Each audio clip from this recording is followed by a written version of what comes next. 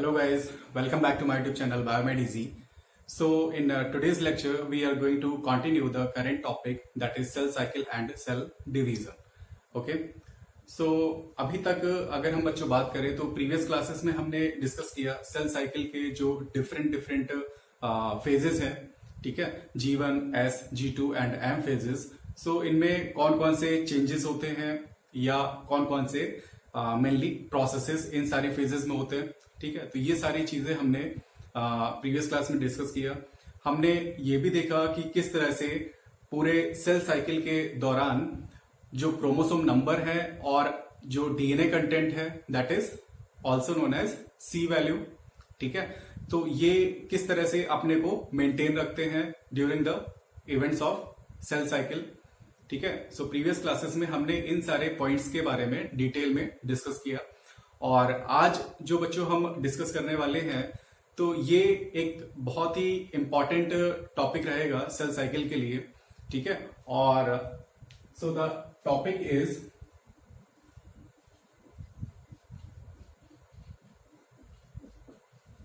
Check points. Okay, checkpoints इन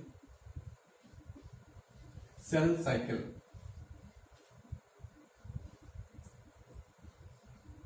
ठीक है. So checkpoints in cell cycle. So checkpoints का meaning क्या हुआ? चेक पॉइंट्स ये सेल साइकिल में कुछ ऐसे एक पर्टिकुलर प्लेसेस पर ये लोकेटेड होते हैं जिनका की काम होता है सेल की सारी एक्टिविटीज को प्रॉपर तरीके से चेक करना, ठीक है. डिफरेंट टाइप्स के चेक पॉइंट्स सेल साइकिल में प्रेजेंट होते हैं, ठीक है. अलग अलग प्लेसेस पर लोकेटेड होते हैं और यहां पर अगर हम देखें तो बेसिकली जैसा कि हमने प्रीवियस क्लासेस में डिस्कस किया था that this is the different phases of cell cycle. This phase is the M phase, okay, and this is the G1 phase, S phase and G2 phase. So these are different phases of cell cycle, okay, and from here to here the whole process is the interphase, ठीक है. तो ये हमने इस तरह से इसको discuss किया था. अब इसी में ही हम समझेंगे कि कौन कौन से चेक पॉइंट्स होते हैं जो कि सेल साइकिल को मेंटेन करने के लिए, ठीक है, सेल साइकिल एक प्रॉपर मैनर में रन करती रहे, ठीक है. इसके लिए जो चेक पॉइंट्स बनाए गए हैं या जो चेक पॉइंट्स इसमें प्रेजेंट होते हैं वो किस तरह से इंपॉर्टेंट है, ठीक है, वो हम समझेंगे आज की क्लास में, ठीक है. So here basically 3 checkpoints we have to discuss in today's class, ठीक है. 3 ऐसे चेक पॉइंट्स होते हैं सेल साइकिल में जो कि काफी ज्यादा इंपॉर्टेंट है, ठीक है. जिसमें से सबसे पहला जो चेक पॉइंट है, first check point that is G1 checkpoint, ठीक है, G1 checkpoint. And this G1 checkpoint is also termed as start point, ठीक है. बट स्टार्ट पॉइंट हम इसे सिर्फ और सिर्फ ईस्ट के केस में ही हम इसे बोलते हैं. तो इन केस ऑफ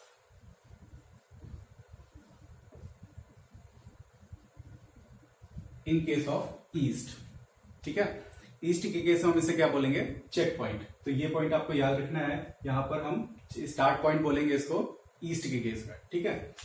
सो जो यहां पर G1 चेक पॉइंट है it is present at the end of the G1 phase, ठीक है. जैसे ही G1 फेज यहां पर एंड होती है सो इसी एंड पर ही ये जो चेक पॉइंट है ये प्रेजेंट होता है. So this is the G1 checkpoint, ठीक है. तो एट द एंड ऑफ, तो यहां पर आप लिख सकते हैं यहां पर point it is located at the end of G1 phase, ठीक है, यानी कि ये जीवन फेज के एंड पर लोकेटेड होता है। और इसका मेन जो फंक्शंस हैं इसके, ये आप अच्छी तरह से समझ सकते हैं। अब देखो जो यहाँ पर होता क्या है कि सेल है यहाँ पर जीवन फेज में है, ठीक है। जीवन फेज से इसको एंटर करना है किसमें, एस फेज में आना है ना। और एस फेज के बारे में हमने डिस्कस किया था कि एस फेज में जब सेल आती है तो वहां पर कौन सा मेन प्रोसेस होता है, कौन सा प्रोसेस होता है, रेप्लीकेशन, ठीक है। यानी कि जब सेल जीवन से एस फेज में एंटर करेगी तो यहां पर एस फेज में क्या होता है, रेप्लीकेशन, यानी डीएनए जो है वो अपनी कॉपी बनाता है, डीएनए रेप्लीकेट होता है, ठीक है। और ये भी हमने देखा था कि डीएनए रेप्लीकेशन के लिए कौन कौन से रिक्वायरमेंट्स होती है, कौन कौन सी चीजें चाहिए होती है डीएनए को रेप्लीकेट कराने के लिए, डीएनए की कॉपी बनाने के लिए, है ना। तो ये जो जीवन चेक पॉइंट है यहाँ पर, ये इस बात को इंश्योर करेगा कि क्या सेल के पास वो सारी चीजें हैं जो कि डीएनए को रेप्लिकेट कराने के लिए जरूरी है, ठीक है। तो इस जीवन पॉइंट, अब सेल को रेप्लिकेट कराने के लिए क्या क्या चाहिए होता है, अगर डीएनए को रेप्लिकेट कराना है तो डीएनए रेप्लिकेट करने के लिए क्या क्या चाहिए होगा। सबसे पहला जो इंपॉर्टेंट चीज है that is enzymes, all the enzymes, ठीक है। And most of the enzymes they are made up of what, proteins, है ना, प्रोटीन से बने होते हैं, ठीक है। और नेक्स्ट सबसे इंपॉर्टेंट चीज क्या है वहां पर, energy in the form of ATP. So these are 3 main requirements for replication. तो यहां पर जो जीवन फेज, यहां पर जो जीवन चेक पॉइंट है, ये इस बात को इंश्योर करेगा। सबसे पहला पॉइंट यहां पर आप लिखेंगे that it ensures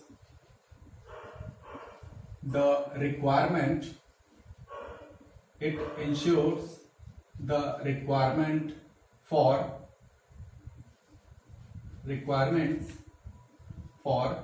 DNA replication, like enzymes,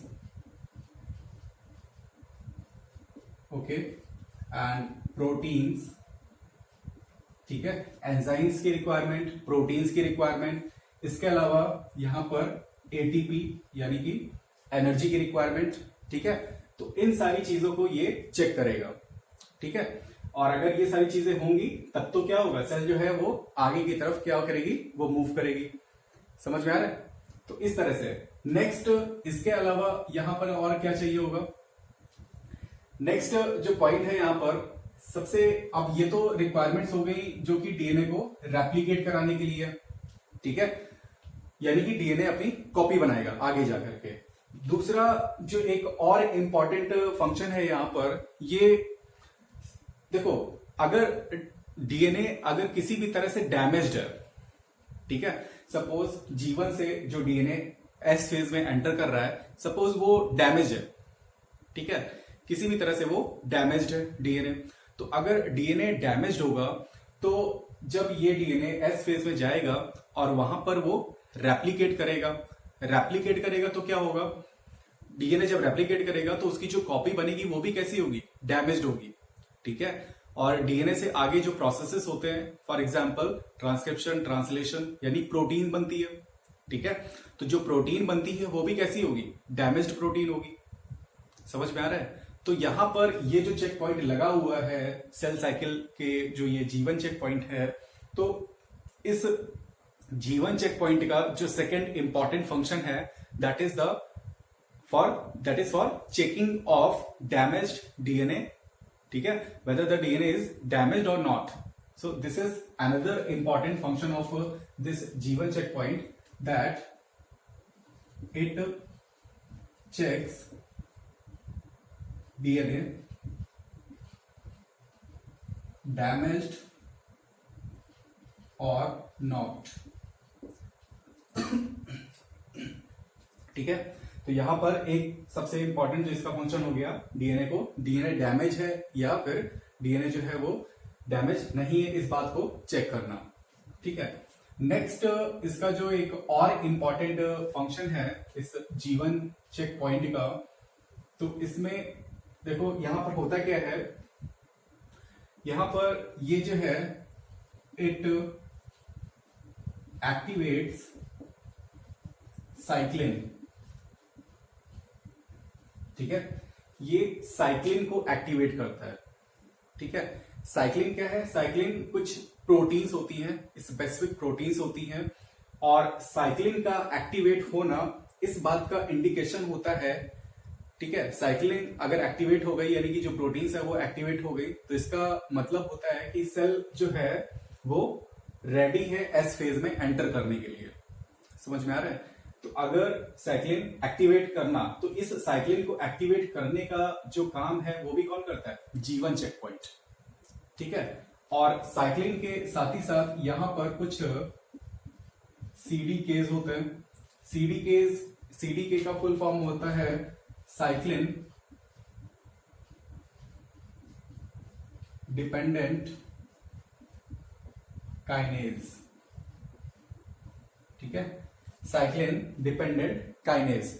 तो यहां पर साइक्लिन डिपेंडेंट यानी कि साइक्लिन पर डिपेंड हो करके कुछ ऐसे यहां पर कुछ ऐसे एंजाइम्स कह सकते हैं या फिर प्रोटीन्स आप बोल सकते हैं, जो कि दोनों मिल करके और जो ये सेल साइकिल है इसको रन करते हैं।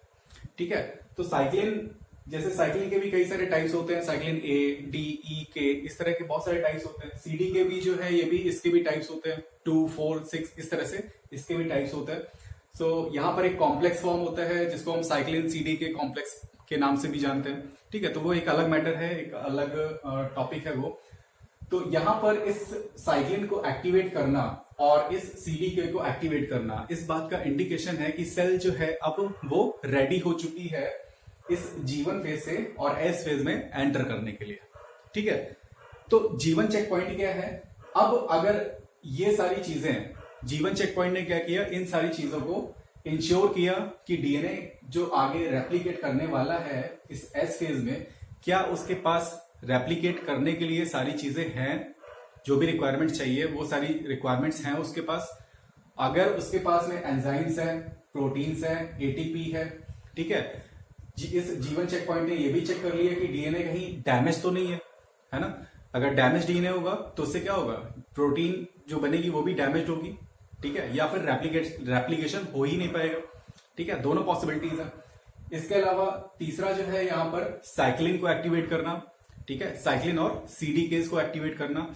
तो ये जब G1 चेक पॉइंट ने ये चेक कर लिया कि हाँ ये सारी चीजें जो है ये अब करेक्ट है। ठीक है, इसके बाद क्या होगा? सेल यहां से G1 फेज से और S फेज में एंटर कर जाएगी। ठीक है, S फेज आपको पता है, S फेज में क्या होता है? S फेज में DNA रेप्लिकेशन होता है। ठीक है, DNA रेप्लिकेट करता है। नेक्स्ट यहां पर क्या होता है? तो ये सारे फंक्शंस थे G1 चेक पॉइंट के। अब जो नेक्स्ट चेक पॉइंट आता है that is the G2 checkpoint. ठीक है, S में चेक पॉइंट नहीं है, यहां पर नेक्स्ट जो चेक पॉइंट आता है दिस इज द G2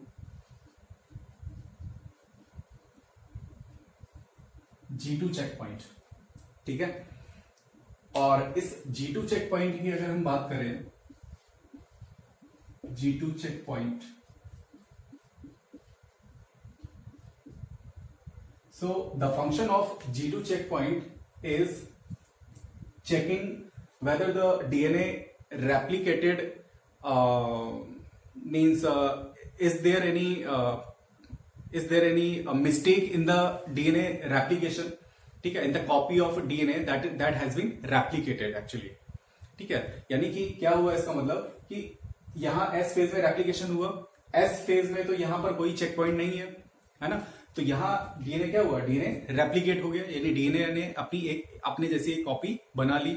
ठीक है, तो अब इस बात को चेक करने के लिए कि क्या जो DNA ने कॉपी बनाई है तो कहीं वो कॉपी, उस कॉपी में कहीं कोई मिस्टेक तो नहीं है। ठीक है, किसी तरह से वो कॉपी, ऐसा तो नहीं कि वो कॉपी कहीं डैमेज्ड हो। ठीक है, तो इसको चेक करना ये काम किसका है? ये काम है इस G2 चेक पॉइंट का। समझ में आ रहा है? तो यहां पर जो पहला पॉइंट हो जाएगा इसमें G2 में, that to check DNA replication. ठीक है, यानी कि डीएनए रेप्लिकेशन को चेक करना, यानी डीएनए की जो कॉपी बनी है तो कहीं वो फॉल्टी तो नहीं है या कोई डैमेज तो नहीं है। ठीक है, इस बात को चेक करना ये इसका फंक्शन है। इसके अलावा यहां पर भी अगर हम देखें तो ये G2 चेक पॉइंट जो है ये भी कुछ तरह की प्रोटीन्स सिंथेसाइज करने के लिए इस बात को इंश्योर करता है कि यहाँ पर प्रोटीन्स, अब क्योंकि यहाँ पर होना क्या है, सेल जो है इस G2 से कहां पर एंटर करनी है, G2 से M फेज में एंटर करनी है ना। M फेज, यहां पर भी फेजेस होती हैं, डिफरेंट डिफरेंट फेजेस होती हैं, यहाँ पर प्रोफेज, मेटाफेज, एनाफेज, टेलोफेज, है ना, इस तरह से फेजेस होती है इसमें। तो M फेज का यहां पर जो है तो सेल आगे की तरफ एंटर करना है, यानी G2 से M फेज में इसको एंटर करना है। और M फेज में आपको पता है यहां पर क्या होता है, ठीक है, न्यूक्लियर डिवीजन होता है। ठीक है, यानी कि कैरियोकाइनेसिस और साइटोकाइनेसिस। ठीक है, नए नए ऑर्गेनल्स का फॉर्मेशन होना होता है।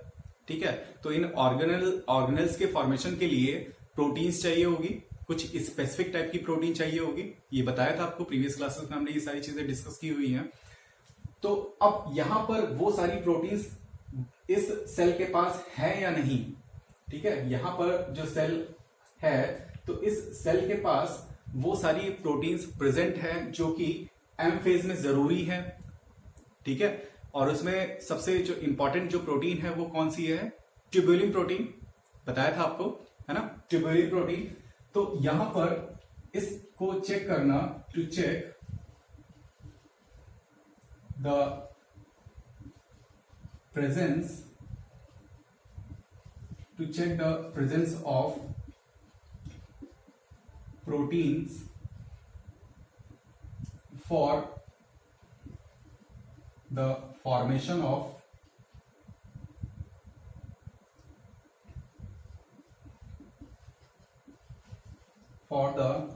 of cell organelles। ठीक है, and proteins specifically here tubulin protein is required. ठीक है, तो यहां पर जो है ये ट्यूबुलिन प्रोटीन की रिक्वायरमेंट होती है।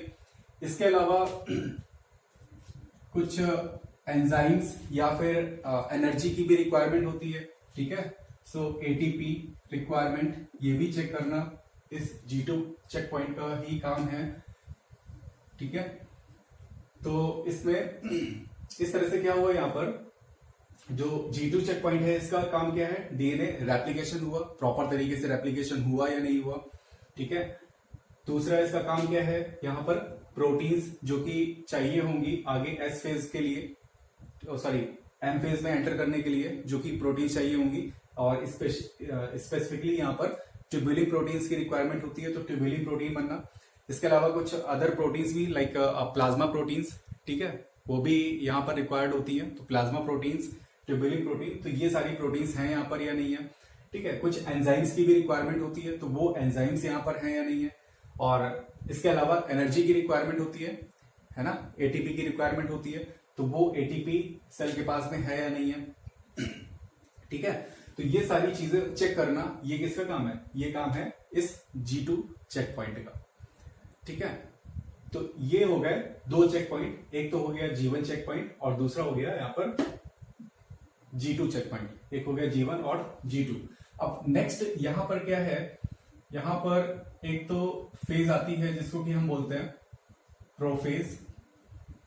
ठीक है, प्रोफेज के बाद में नेक्स्ट जो फेज है यहां पर दैट इज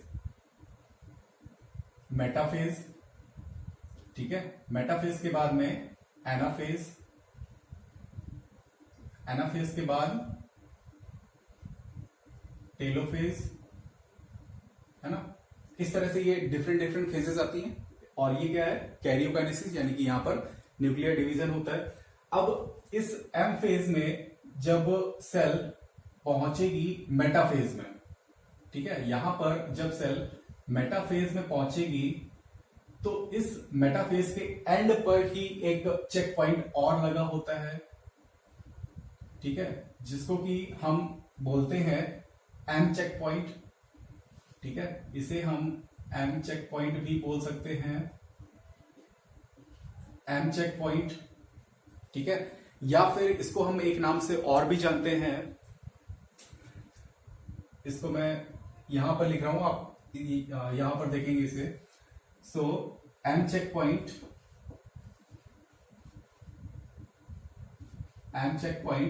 और it is also called as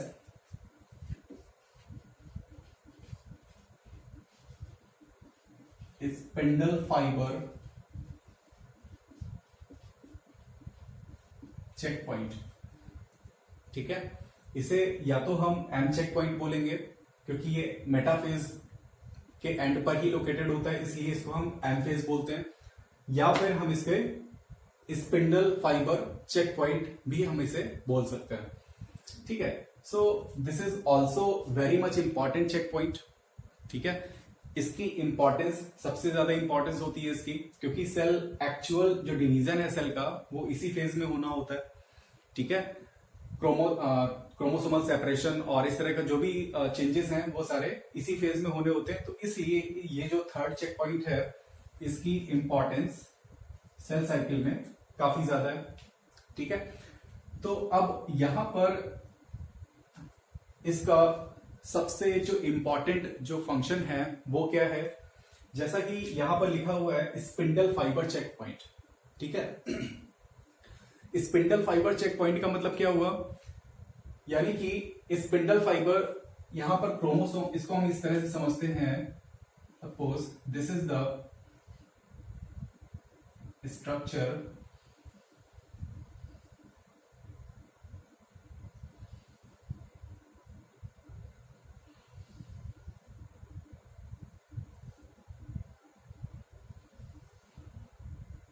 this is the structure of a chromosome. ठीक है, these are chromatids, sister chromatids. ठीक है, sister chromatids, and this is the structure that is called kinetochore. ठीक है, दिस इज द काइनेटोकोर, और इस kinetochore पर ही कुछ ऐसे कुछ फ्लैजेलर लाइक आप स्ट्रक्चर बोल सकते हैं, जिसको कि हम बोलते हैं स्पिंडल फाइबर्स। ठीक है, तो यहां पर ये स्पिंडल फाइबर का अटैच होना क्रोमोसोम पर। ठीक है, क्रोमोसोम पर इन स्पिंडल फाइबर्स का अटैच होना, एक एक स्पिंडल फाइबर का अटैच होना, इस बात को चेक करता है ये एम चेक पॉइंट या फिर स्पिंडल फाइबर चेक पॉइंट। ठीक है, यहां पर होता क्या है एक्चुअली कि जो मेटाफेज में ही एक ऐसा प्लेट लाइक या डिस्क लाइक या एक स्ट्रक्चर आप बोल सकते हैं जिसको कि हम बोलते हैं मेटाफेजिक प्लेट। ठीक है, और वो जो मेटाफेजिक प्लेट है उस प्लेट के सेंटर में सारे के सारे क्रोमोसोम्स वो अलाइन हो जाता है, यानी कि उसके एक तरह से उसके ऊपर जो है वो सारे क्रोमोसोम्स कलेक्ट होने लगते हैं, एक लाइन में वो सारे क्रोमोसोम्स जो है वो अलाइन होने लगते हैं। ठीक है, और उन क्रोमोसोम्स का जब सेल मेटाफेज से एनाफेज में जब पहुंचेगी तो मेटाफेज में ही यहां पर क्या होता है, ये स्पिंडल फाइबर जो है ये अटैच हो जाते हैं, और जब सेल मेटाफेज से एनाफेज में जाएगी, ठीक है, तब क्या होगा, यहां पर ये जो क्रोमोसोम्स हैं, तो क्रोमोसोम्स को इनको अलग अलग करने के लिए यहां पर ये स्पिंडल फाइबर्स जो हैं इनमें वाइब्रेशन स्टार्ट होगा, ये वाइब्रेट करना स्टार्ट करेंगे, और जब ये वाइब्रेट करना स्टार्ट करेंगे spindle fibres, these are what, spindle fibres. ठीक है, तो जब ये स्पिंडल फाइबर्स मूव करना या वाइब्रेट करना स्टार्ट करेंगे, तब यहां पर ये जो क्रोमोसोम है, ठीक है, ये क्रोमैटिड जो है ये ऑपोजिट पोल पर मूव करना स्टार्ट करेंगे। समझ में आ रहा है, ये क्या करेंगे, ऑपोजिट पोल पर मूव करना स्टार्ट करेंगे इस मूवमेंट से, स्पिंडल फाइबर के मूवमेंट से। तो यहां पर स्पिंडल फाइबर का इन क्रोमोसोम से अटैच होना बहुत ज्यादा इंपॉर्टेंट है। सपोज अगर यहां पर एक स्पिंडल फाइबर अटैच हो गया, लेकिन ये वाला स्पिंडल फाइबर जो है वो अटैच नहीं हो पाया, ठीक है, ये वाला स्पिंडल फाइबर अटैच नहीं हो पाया, केवल ऊपर वाला जो स्पिंडल फाइबर था वही अटैच हो पाया, तो इससे क्या होगा, इससे क्या होगा, इससे क्या होगा कि यहां पर जो क्रोमोसोम है वो दोनों क्रोमोसोम एक ही डायरेक्शन में मूव कर जाएंगे। ठीक है, यहां पर ये जो दो क्रोमोसोम्स आपको दिख रहे हैं, ये क्रोमैटिड्स जो है दो क्रोमोसोम, ये दोनों क्रोमोसोम्स सिर्फ और सिर्फ एक ही डायरेक्शन में मूव कर जाएंगे। ठीक है, सो रिजल्टेंट क्या होगा? रिजल्टेंट ये होगा कि दोनों क्रोमोसोम जब एक ही डायरेक्शन में मूव कर जाएंगे तो ऐसी जो सेल होगी उस सेल में एक क्रोमोसोम एक्स्ट्रा हो जाएगा। समझ में आ रहा है? एक क्रोमोसोम क्या होगा? एक्स्ट्रा हो जाएगा। और किसी भी सेल में सेल का क्रोमोसोम नंबर मेंटेन होना बहुत ज्यादा जरूरी होता है। ठीक है, आप पढ़ेंगे आगे की क्लासेस में पढ़ेंगे कि अगर क्रोमोसोमल कुछ भी अगर इस तरह का चेंज होता है, क्रोमोसोम के नंबर में कोई भी चेंज होता है, कम हो जाता है या ज्यादा हो जाता है, तो उससे बहुत सारी एबनॉर्मलिटीज जो है वो बॉडी में जनरेट होने लगती है। बहुत तरह के सिंड्रोम्स होते हैं। ठीक है, बहुत तरह की ऐसी एबनॉर्मलिटीज होती हैं जो कि क्रोमोसोमल डिसऑर्डर्स भी हम उनको बोलते हैं। ठीक है, तो ये सारे जो कॉम्प्लिकेशंस हैं वो स्टार्ट हो जाते हैं बॉडी में। ठीक है, तो इसलिए क्या होता है, इन स्पिंडल फाइबर्स का प्रॉपर अटैच होना जो है यहाँ पर बहुत ज्यादा ही इंपॉर्टेंट होता है। ठीक है, इसके लिए ये चेक पॉइंट इस सेल साइकिल में यहाँ पर रखा गया है। ठीक है, कि ये इस बात को इंश्योर करे कि यहाँ पर स्पिंडल फाइबर जो हैं वो काइनेटोकोर से, जो क्रोमोसोम है, क्रोमोसोम के काइनेटोकोर से प्रॉपरली अटैच हुआ है या नहीं हुआ। ठीक है, तो ये सारी चीजें यहाँ पर जो है इसको चेक करना। ठीक है, समझ में आ रहा है? तो अब अगर ये सारे जो पॉइंट्स हैं, यानी कि G1 checkpoint, G2 checkpoint और M चेक पॉइंट या फिर स्पिंडल फाइबर चेक पॉइंट, अगर इन्होंने सारी चीजें ओके कर दी, ठीक है, यानी कि जो भी यहाँ पर रिक्वायरमेंट है वो सारी रिक्वायरमेंट जो है वो फुलफिल है, कहीं पर किसी तरह का कोई डैमेज नहीं है, कोई भी ऐसी चीज नहीं है जो सेल के पास ना हो। ठीक है, अगर ये सारे जो सीक्वेंसेस हैं, अगर ये प्रॉपर तरीके से ये रिक्वायरमेंट्स कंप्लीट हो रही हैं अगर इनकी, तो सेल जो है वो इजीली सेल साइकिल अपनी पूरी करेगी और सेल इजीली डिवाइड करेगी। ठीक है, किसी तरह का कोई भी कॉम्प्लिकेशन नहीं होगा। तो इन कॉम्प्लिकेशंस को रोकने के लिए ही यहां पर क्या किया गया है, ये 3 चेक पॉइंट्स सेल साइकिल में बनाए गए इस तरह से। ठीक है, और एक पॉइंट और है इसमें कि सपोज कोई भी एक ऐसी सेल है जिसके लिए कोई भी एक्सटर्नल एनवायरनमेंट फेवरेबल नहीं है। ठीक है, कोई भी कभी भी ऐसा हो सकता है कि सेल डिवाइड कर रही है। ठीक है, और डिवाइड करने के बाद सपोज सेल G1 से S फेज में आना चाह रही है। ठीक है, लेकिन इसका एक्सटर्नल एनवायरनमेंट जो है that is not favourable for this change, means G1 से S फेज में जाना। इसके लिए जो एक एनवायरनमेंट है वो फेवरेबल नहीं है। तो उस टाइम पर सेल क्या करती है, उस टाइम पर सेल जो है वो क्विसेंट स्टेज में चली जाती है। ठीक है, बताया था आपको क्विसेंट या इनएक्टिव स्टेज जो होती है उसको हम क्या बोलते हैं, G0। ठीक है, जो कि यहां पर होती है इस तरह से, यहां पर ये एक फेज है जिसको कि हम बोलते हैं G0 फेज। ठीक है, तो सेल जो है वो क्या करेगी, किसी तरह का कोई भी अगर फेज है जिसमें कि सेल के लिए फेवरेबल कंडीशन नहीं है, तो सेल क्या करेगी, कुछ टाइम के लिए टेम्परेली यहां पर वो ऐसी स्टेज में चली जाएगी जो कि इनएक्टिव स्टेज होती है, जिसको कि हम बोलते हैं G0 या फिर क्विसेंट फेज। ठीक है, तो ये था आज का हमारा टॉपिक, जिसमें कि हमने देखा कि ये चेक पॉइंट्स जो कि 3 काफी ज्यादा इंपॉर्टेंट चेक पॉइंट्स हैं from the cell point of view.